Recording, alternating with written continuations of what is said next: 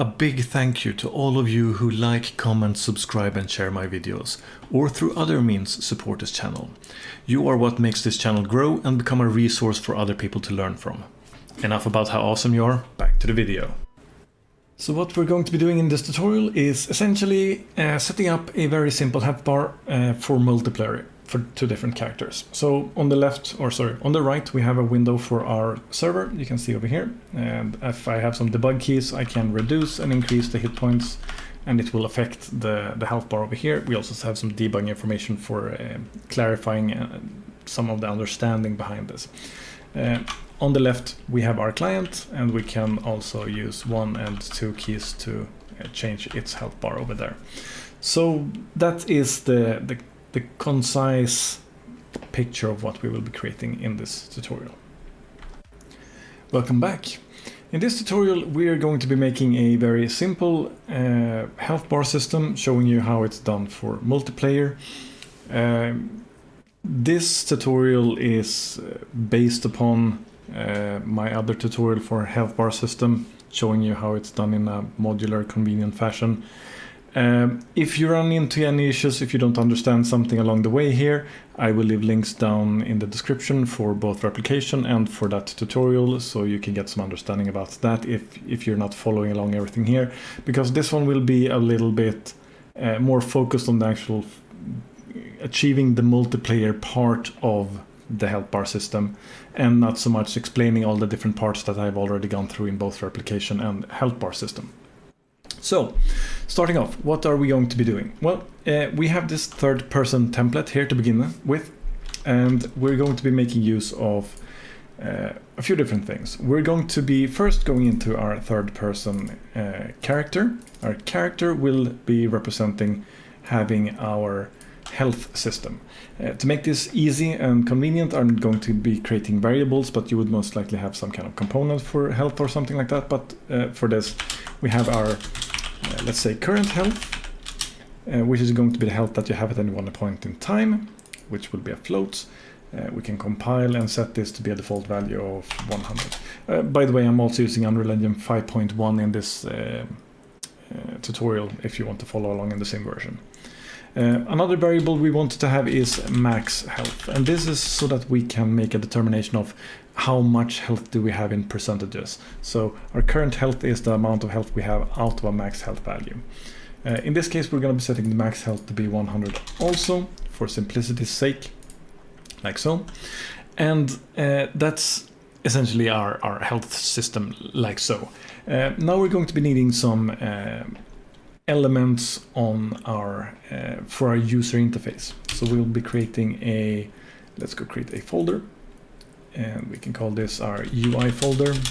Inside of here we're going to be making first a user blueprint for of the type user widget. We can call this HUD. This will be our general encapsulating HUD of everything, where we can put our different UI elements. So this one will be very simple. We'll just put a canvas panel in this one, and the reason for that is we can place our elements in our HUD wherever we want to have them. And that's not completely done with that. We'll be coming back to the HUD in a moment. Next step is we're going to be creating our health. So we'll go to widget blueprint again. We'll create a user widget. We'll call this W for widget, and health bar. Inside of our health bar, if we open that one up, we're going to be having a few elements. We're going to be having a progress bar as our visual element here. And this is what it looks like. To make it more health-like, we'll change the color to green, and we'll also open up our style. We can put a value on percent here for 0.7 or something like that, so we see what it looks like when it's partially filled. Let's have a background color here and put it as dark, as black even, so we see what is not filled and what is filled, so it's just for clarity's sake. So that's the visual component of this. Next up, we can remove our tick and our pre-construct in our... we didn't want to remove the construct one, we want to keep that one. So this event is where we will be kicking off our logic when this health bar is created. So what do we want to do here? Well, we're running in our widget, so we want to get our player pawn in this case. So get pawn, you can see we have a get player pawn. That's the wrong one. We want to get our owning player pawn. So this is the one that the widget is actually referenced to be connected with. This one we will then be casting in the construct, because we need to at one point get the proper class for this. So we're going to be casting this to our third person character, which is the blueprint character for our character. And the reason for this is we want to be able to react to information happening here. So what do we want to happen? Well, if we go back to our third person character, what we want to do is we want to sort of notify anybody who's interested that our health has changed. So those that are interested in our health being changed, they can then react to it. Our UI widget being one of those, so that it wants to change the display of our health being changed. So we'll create an event dispatcher, sorry, and we'll call this one health changed. That is simple and to the point. We want to add a input. We want to be of the type float, and we want to say that this is our health percentage. So from this we'll get our health percentage. So going back to our health bar, we can now say that we want to bind health changed.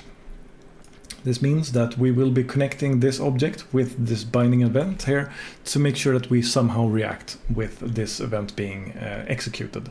And we'll drag out from here and add an event to have our own event that should trigger when this happens. So health was changed is what we'll put here, like so. Then we want to actually make use of this percentage, and this is super simple. We have a progress bar. Actually, let's choose a different name for this. So health progress bar. So a good name. We take that one out here as a reference. We say we want to set percentage. Percentage is the value that we represent in our progress bar over here for how filled it is. So we'll just be setting these values like so. And now we're done on the widget side, for the health bar at least. So we'll save this, close it out, go back to our HUD. We say we now want to add our user created health bar here. So we have a health bar. We move it, let's say, up here. Let's put it down a little bit. We can scale it a little bit. Let's have it that size. That should be visible enough for our purposes. Compile and save, and we're done with the HUD. Okay. So what we want to do now is when this character is possessed, which happens, since this is for multiplayer, we can't do the events on begin play because we can't know for sure when those are going to be run in what sequence and stuff like that, depending on how the multiplayer game is created. But the event on possessed will happen when a controller is assigned to a specific pawn, in this case being the third person character. So we'll go to our functions, we'll find a possessed event here. The possessed event will be triggered by this controller when it has taken control of this pawn. So what we want to do here is essentially say, when this has been happening, we want to create our user interface for this. So how we do this is we'll create a custom event. We'll call this client create UI. And the reason we say client here is to show that it's a client specific event, because UI live on the client side, they don't live on the server side. Even if there's a server playing as a listening host, a listen server, it's still going to be created like this. So we'll set this specific event to be replicated, run on owning client. So the owning client will run this code. From here we will say create widgets. We'll say that we want to create the WHUD class, which is our general HUD. And the controller that we want to send in here is going to be our controller that is running this character. So get controller. Right, it needs to be a player controller as well. So we'll make sure to cast it first. This will just happen once, so a single cast shouldn't be a problem at all performance-wise. Like so. Might be nicer to have this done once and then have it saved as variable and use the variable, of course, but for simplicity's sake this will be fine. Then on the possessed we'll just say that we want to call the client create UI event. There we go. So now we have set up the the whole logic for creating the HUD widget for this character when it gets possessed. So that's all good and fine. Now we need to make sure that the information for this UI element, the widgets, are getting the information that they need. So since this is going to be for multiplayer, we're going to be going to our current health, and we're going to be changing it to replicating and replicating on notify. This will both keep it replicated and also create a function, which you can see over here, which triggers whenever the health value is changed. Our max health we will also change to be replicated, but replicated alone will be fine here because we have no use for the function for when it changes. Like so. So now we have a function here called onRepCurrent health. So when current health is changed, this is called. What do we want to do at this point? Well, we want to essentially broadcast that our health has been changed. So what we'll do is we'll call the health changed. So this is the event dispatch that we are calling, and now we need to figure out what is the health percentage. So we can make a function for that. So let's create a function. We'll say get health percentage. That's a good descriptive name. And this is very simple. We're going to take our current health and our max health, and we're going to say that the current health divided by the max health is going to be the value in percentage for our health. So we'll do a return node here, and we'll hook up the result over here like so. We'll also go over here and click in pure to make sure that this is a function that doesn't require an execution pin to run, which will make it a little bit cleaner. Compile and save, and we can go back again. Now we can say that we want to get our health percentage, and we want to set it, and we want to call the event dispatcher with that information, and then we're going to be done here. Like so. So now we're actually, every time it's getting changed by this information, we are saying our health has changed and this is our new health percentage. So anybody who wants to know it gets informed about it now. To make this even clearer, we could also add a print string, and just have it type out what is going to happen here. So we'll do an append, and we'll say health changed to, and then we'll set in the value that we have as our health percentage here. So that will be a value between 0 and 1. That will help us with debugging. So now we have essentially everything that we need in place here. The remaining part is now that we need to have some sort of debugging to visualize what happens when we take damage. So if we go to our folder again, we try to find our, I'm not even sure if this has a, I don't think it has a player character.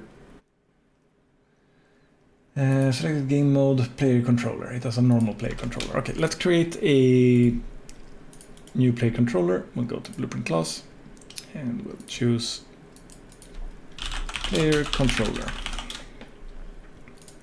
So we'll call it BP player controller, and we'll make sure that our selected game mode here is going to be using our new player controller that we just created instead.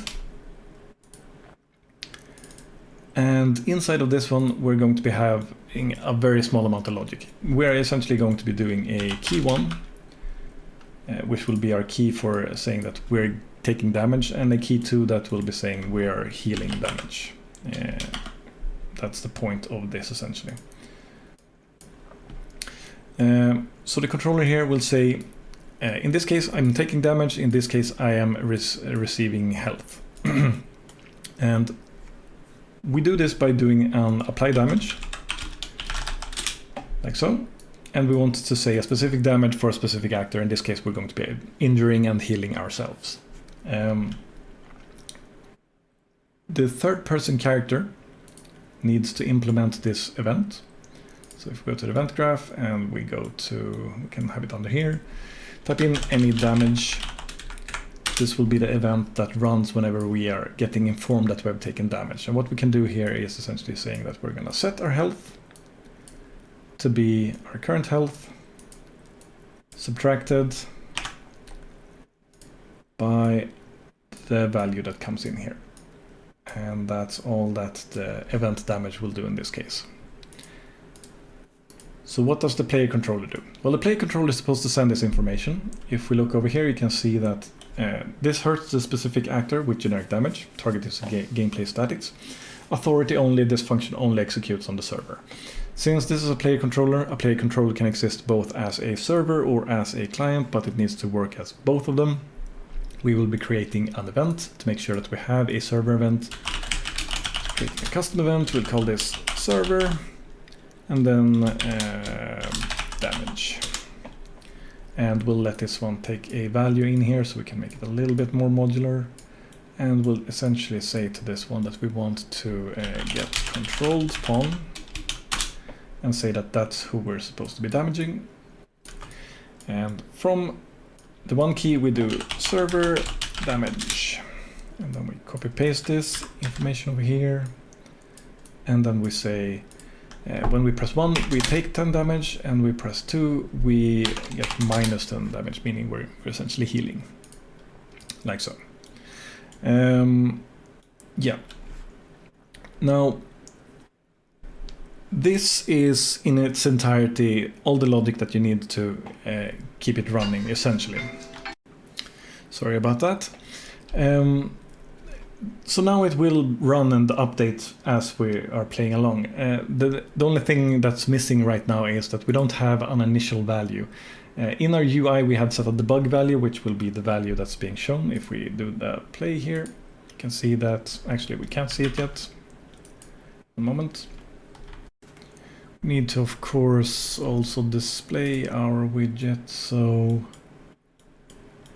yes, here. So we have created our widget, and we need to add it to our viewport, of course. So we'll do it like so. And now I can probably demonstrate. So pressing play now, you can see here's our element for our health. If I press 1 or 2, you can see we get some debug information over here, but we also get our health bar moving. The problem was, if you noticed in the beginning here, we have where it starts off as our start situation, and then it jumps to 0.9 because it goes from it thinking that we have 100 but doesn't display it in the beginning. So we need to make sure that we display it in the beginning. So when we are actually adding it to our viewport here, we also need to make sure that we are, that's not what I wanted to do. We want to call our health changed function. We could not go with our rep function because it's not like a normal function. We don't have control over it like that. And we'll get our health percentages over here. So this will make sure that once it's created, we'll also send out a ping sort of saying this is our starting health. So if we do this now, we can see that we have our proper health now, and 1 and 2 will increase and decrease it. So let's try it out with multiplayer. We go over here, we say 2 players, and we say net mode. Instead of playing standalone, we play as listen server. This will make one of the clients as a server and one as a client. I think I said that right. We'll make sure that they're also in pie windows. We'll get both of them at the same time. So we can see over here, this one over here is client, this one over here is a server. They both have health bars, and if I press 1 here, you can see it goes down. Press 2, it goes up. And if I go over here to this client, we can press 1 and nothing happens, and 2 and nothing happens.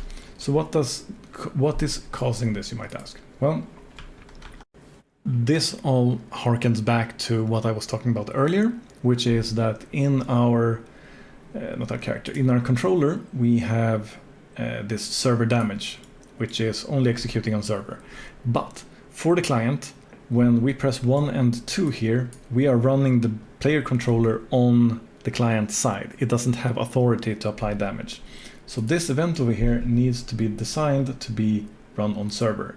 So when a client controller calls this, it'll call the server event, which will say there's supposed to be some damage applied over here.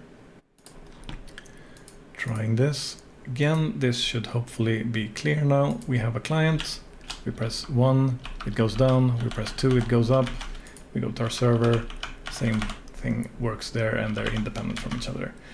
I hope that this explains how these things work together, so it's better to understand now.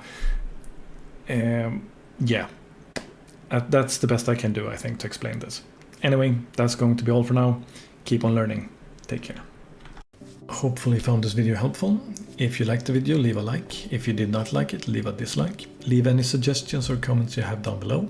Subscribe and share this video if you want to see more like it in the future. That is all for now. Keep on learning. Take care.